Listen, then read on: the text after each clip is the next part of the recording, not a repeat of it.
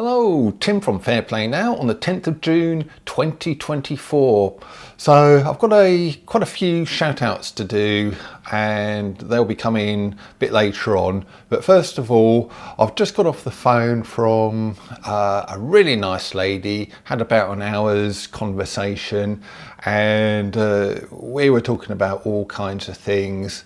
But she's a lady from up north. And in fact, this video is going to have a little bit of a northern theme, because one of the things we were talking about is us lot here in the south. We're quite lucky and have been quite lucky in that there's been a lot of freedom movement activity and people sort of down this way, all sorts of events always happening down south. But unfortunately, it seems that the Midlands and especially the north are a lot more deprived as far as freedom movement's concerned. And this lady was saying about that, and hopefully that balance will start to redress itself. There do seem to be more and more freedom events happening all over the place. I think there was a camping event in Cumbria a few weeks ago. There might be one or two other things like that coming up as well. Things are happening, more events are popping up all of the time, and it's brilliant to see. But the main thing we were talking about is this lady, pretty much from day one of the nonsense. So we're talking spring of 2020 basically. She was out there going up and down her local promenade. She lives in a seaside town, I think, and she was going up and down there handing out leaflets, which was basically calling out the nonsense. And she was saying how she did that pretty much on her own. I think she had a bit of help here and there, but a lot of the time she was on her own handing out the leaflets. And she was talking about how some people were really grateful. She said that she's had feedback from some of the people who said that some of the leaflets she handed out actually stopped them from going for that, and how grateful they were to her. So she's undoubtedly saved lives, because she was also saying that those people were saying they also stopped the rest of their family from doing that particular activity as well. So she's undoubtedly saved lives. She's undoubtedly at least saved people from injuries.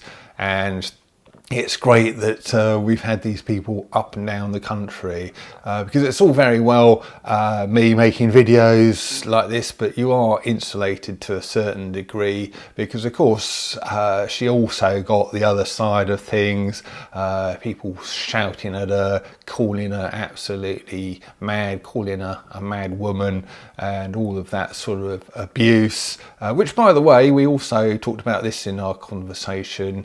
We're pretty much immune to all of that kind of thing now. It's water. You know, someone casts an insult at us saying, "Oh, you're a crazy conspiracy theorist, you are."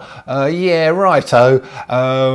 It's just water off a duck's back, mate. So take your slurs and go elsewhere, because it doesn't really work on people like me and sort of people like this lady, because again, as she said, we know we're right. We know we're on the right side of history. We know what we're saying is the truth, and therefore people sort of hurling insults at us just doesn't affect us. And one thing I'll just say before going on to a resource that this lady has been using since the early days is, most people watching these videos from me will know that the whole nonsense was a scam-demic and nothing else but that. And more things are coming out which suggest that, and I knew it from pretty much from day one, as did many people, as did this lady. But you know, a lot of people seem to be taken in, even though there's just so many obvious things. But an interesting resource that the lady talked about was a guy called Andrew Johnson, who I don't think he's doing very much anymore, but he was very active in the early days. He put up a website with all kinds of things, calling out the nonsense, all sorts of facts and figures and bits and pieces. And I'll leave a link to it in the description box below because it's quite interesting. And what he used to do is sort of publish loads of leaflets, and he would send them to people like this lady I talked to for them to go out and just hand them out in public, which is where she was getting either the abuse or the gratefulness. And yeah, the guy's called Andrew Johnson, like I say, and I'll just leave, well, I'll put it up here now, one of his leaflets, where is yours, the line in the sand, and then it kind of comes out with a few home truths there. So I'll leave this up running as I talk, yeah, just so you can have a chance to read through some of the things there. But yeah, he seems to be a very interesting resource, and to be honest with you, one that I've only just come across with this lady's help. So very interesting. The other thing we're talking about, because this kind of thing should be a historical resource, and hopefully this website will stay up and running online for a very, very long time indeed. But one thing I'm going to do with my website, and I think this lady's going to be one of the first people to appear on it, I'm going to put a new page on my website for basically written articles and comments and that sort of thing. I know I've got my video stuff on there, a page with my must-see videos, but I'm going to have a written article page as well, and this lady's going to write out basically everything that happened with her and her perceptions during the nonsense. And I'd like to really build up a library of all of that kind of thing, with loads and loads and loads of people kind of appearing on my website. So if you want to do that, email me at tim@fairplaynow.net. Send me in your sort of written work, and I will publish it on my website. So might be an interesting one to do. Anyway, let's get on with some of these shout outs. I've been asked to shout out a few things, mainly about people who are going to be standing as independents or for smaller parties up and down the country. I know we've got Debbie Hicks, very well known person in the freedom movement, who is standing for Swindon North, I think it is, but one of the Swindon constituencies. So if you're in that part of the world, you've got her as a choice, very worthwhile choice. I've also been asked to shout out another lady who's from the Corby area. Here she is, Karen Blott. Karen Blott for Corby is her sort of basically what she's about. And let's just read out a little bit about her sort of blurb. Why vote for me? Well, if you want someone whose primary concern is for you and not the party, a manifesto or themselves, then vote for me. I, like many of you, am sick of party politics. Too many MPs feel unable to go against their party's agenda for fear of being ousted. Independents don't have that constraint.